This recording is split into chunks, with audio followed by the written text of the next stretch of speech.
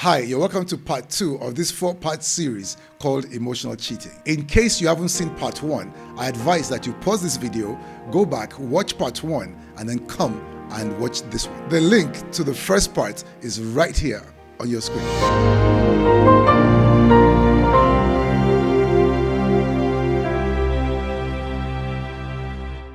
Anytime you have to lie to your partner about where you've been or what you've done, you're cheating. Anytime you have to close your laptop or switch screens because your partner walked by, you're cheating. Anytime you have to put your phone face down so your partner won't see who's calling, you're cheating. Anytime you save a person's name of the opposite sex as carpenter or electrician, but knowing fully well that the name is Tinuke or Shola, that's emotional cheating, because we do all these things, we engage all these things. Anytime that a call comes and you can't pick it up because your spouse is there, you're cheating. Because if you pick that call and that person talks, your spouse will hear. Anytime you have to lower the volume of your phone while somebody is talking because you don't want your partner next to you to hear what they're telling you, you're cheating. I can go on and on and on. Like, there are so many instances where we are cheating emotionally. Anytime you're hiding the depth of your connection with a person, you're cheating emotionally. And this, sometimes you are really close to this woman at work, really close. You guys talk a lot. She knows a lot about you. But to your wife, it's like, this lady, we talk sometimes. I hardly see her, you're cheating. Because you're hiding the depth of your relationship with that person from your spouse. That's cheating right there. There are just so many instances where we've got to be very aware of what emotional cheating is, and we need to stay out of that zone. Sometimes you're complaining to your spouse about this person that's disturbing you. Actually, they're not disturbing you. You like the attention. You're actually enjoying it and you are responding. But you don't let your wife know that you're responding. You say, this guy at work is disturbing me. But meanwhile, you're answering, you're responding, but you're telling your husband that this guy is just disturbing me. No, that's cheating. You should tell your spouse that this person is on my case. They need to stop, and you don't need to respond. You don't have to respond. See, it's okay to be a fine girl or fine guy. People will chase you. I mean, it's normal. It's fine. But it's how you respond. How are you responding to the attention that you're getting? How are you responding? If you're responding in a way that you can't tell your spouse, you're cheating. You're already cheating. It's as bad as you sleeping with them. You're already cheating. At the same time, assuming you got some good news or something exciting happened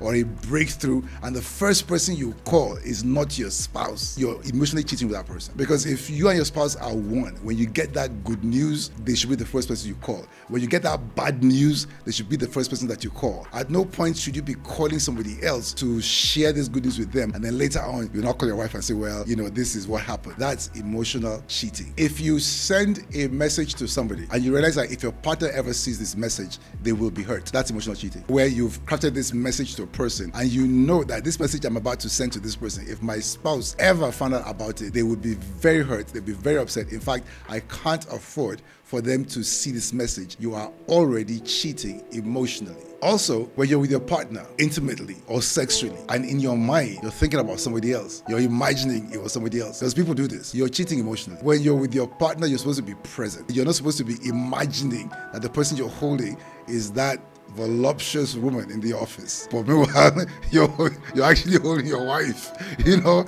That's emotional cheating. Keep your mind where you are with your spouse. There should be no imagination being used while you are lying with your spouse. Anytime you find out that you are consistently deleting a person's text, they send you text, you delete. They send you text, you delete, because you can't afford the text to stay, you're cheating emotionally. Whenever you are married and you put somebody's messages on, there's this thing that you do where the messages disappearing messages for every 12 hours. You're cheating emotionally because you're trying to hide something from your spouse. Anytime you're trying to hide anything from your spouse, you're cheating. Whatever it is, you're supposed to be transparent, open.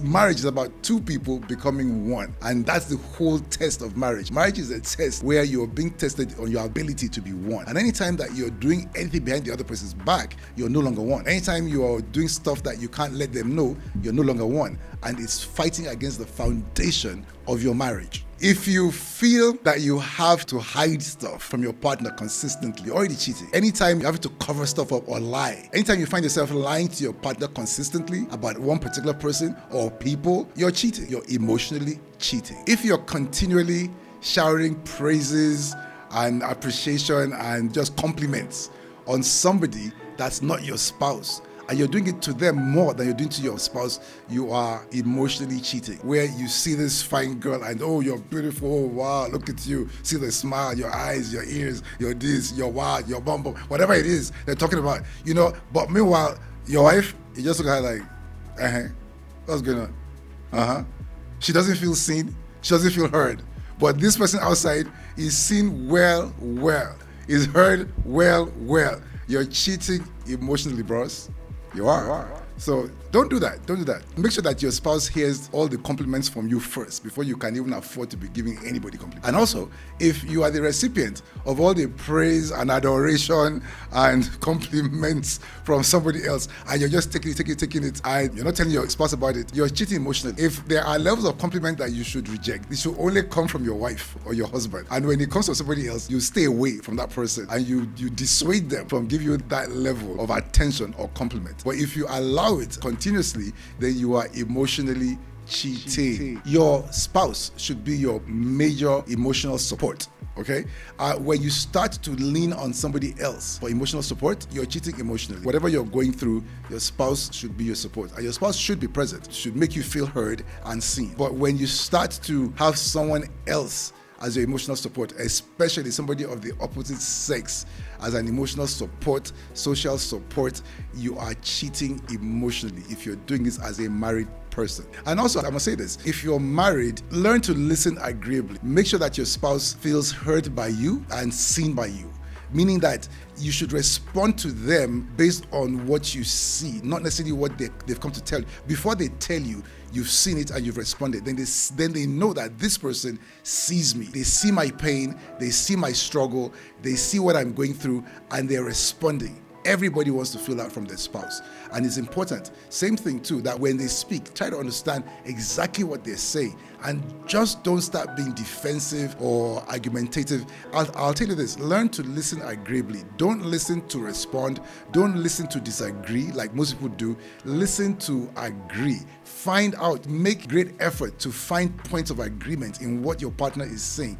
And I agree with that. Make that the platform from which you start the conversation, that I see your point, I agree with you completely, I feel you. And then you continue. Then they know that they've been seen, they've been heard. Then they are less likely to cheat on you emotionally with somebody else because you're there for them. Same thing. You can work closely with a coworker, but they don't need to be calling you at 9 and 10 at night and 11 at night, 12 o'clock at night. There are times when this co-working thing goes too far. Work ended at 5 p.m., but you're calling my wife at 10 to discuss work. What kind of work? Will you get off my phone? If I was the husband, I'd take the phone. I said, please, will you get off my phone? It's 10 o'clock and my wife is with me. When you hear that from me, I think you might stop calling my wife at that time. So I'm talking to the husbands out there. Be protective and take over your ground. Don't let another man be back in your compound. We've come to the end of part 2 of emotional cheating. Thank you for watching this video. Please subscribe and share.